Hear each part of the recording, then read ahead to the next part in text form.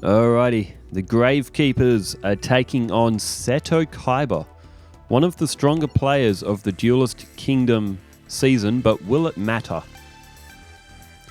Alright, let's see what they come up with here. They've made mincemeat of almost everything in front of them. They have dropped a couple of legs. They dropped one against Tristan, and I think one against...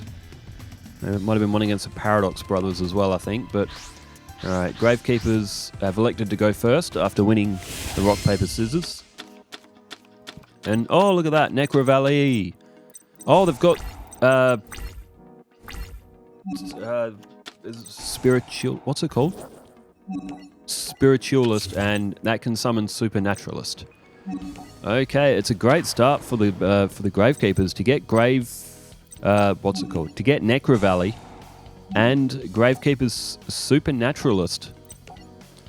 So Gravekeeper's Watcher is also selected. Gravekeeper's Assailant will get a 2000 attack straight off the bat as well. That could be summoned next turn if the Gravekeepers don't draw an even better monster. So what's it at? 3300. Effect activates, so that'll allow the Gravekeepers to draw a monster from the deck.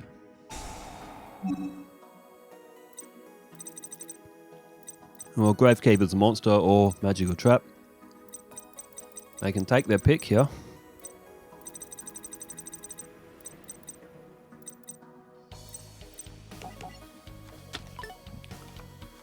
Now they've picked the Headman, and they could always play the play Necro Valley. Is it Necro Valley Throne?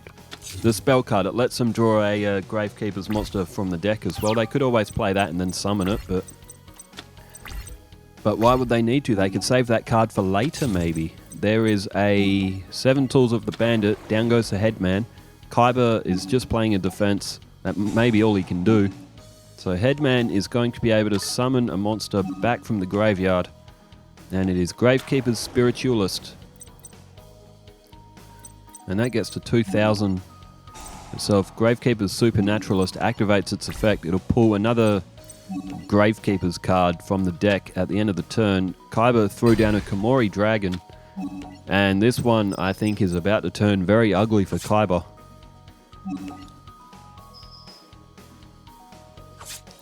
Alright, 3700 life points for Kaiba. He will lose on the next turn unless he can do something here.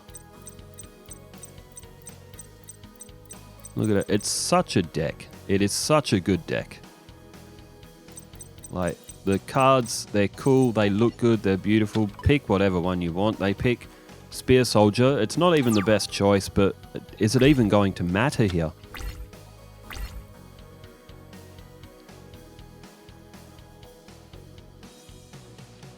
The best choice, in my opinion, would have been Gravekeeper's Chief, Tribute Headman, Summon Chief, bring back Headman, and because it's summoned, then you can bring back Gravekeeper's Watcher, and then you could have all the monsters back, but it's not even going to matter.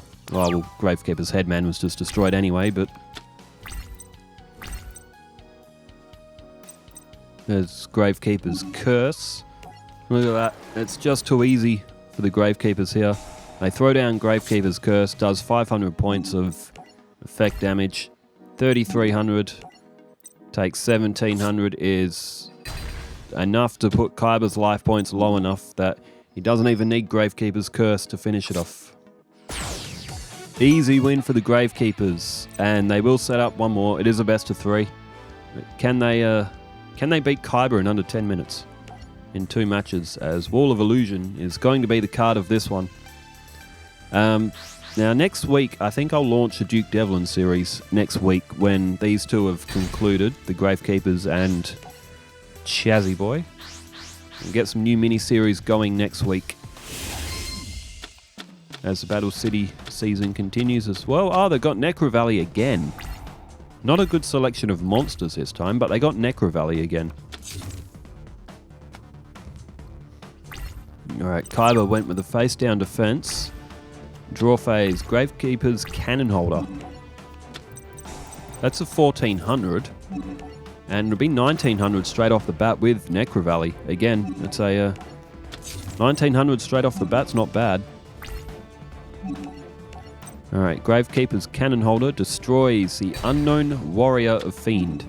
That's one of Kaiba's Crush card allies, but I guess he had to defend his life points somehow. He's drawn another card here, Kaiba.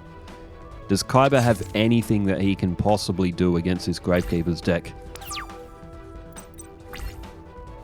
There's Imperial Tombs of Necro Valley, so a bit of a defense now for the Gravekeepers as they throw down Gravekeeper's Heretic, which won't get the 500 point boost because it's unaffected by spell cards, or is it just other effects in general while Necro Valley's on the field?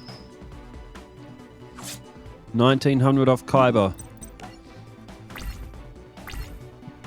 Kaiba could be just up for an absolute hammering in this duel. Alright, Kaiba has gone with another defense, and it looks like the Gravekeepers are going to assure that defending is all that Kaiba can do.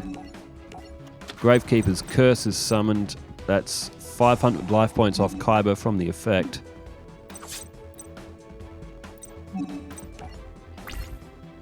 Alright, Gravekeeper's Heretic in for an attack. It's Komori Dragon. And Gravekeeper's Cannon Holder in for an attack, 1900. Can take off another 1300 with the effect of Gravekeeper's Curse. That'll put Kaiba down to 2400. Not quite enough to put him in the range of that 700 damage effect of Cannon Holder, but almost. Almost. Alright, face down spell or trap from Kaiba. Another one. Oh, making another one a third. Uh-oh. Kaiba has run out of defenses. Gravekeeper's Recruiter is 1200. Down that goes. Gravekeeper's Recruiter again. It's another very good card as well. Look at this. This might be the quickest one that the Gravekeepers have had. I don't think this has even hit 10 minutes. It hasn't. It's about to clock over 7.5 minutes, and that's with the with all these other little bits and pieces that come up outside of the duel. Well, that was an absolute hammering. Kaiba, that may be, I think that is the quickest one so far for the Gravekeepers. They easily dispatch of Kaiba. They'll have Joey next. Could Joey, knowing Joey Wheeler in Duelist Kingdom, he probably could. But we will see. Well, thanks everyone for tuning in, wherever you are in the world. Stay safe, take care, farewell.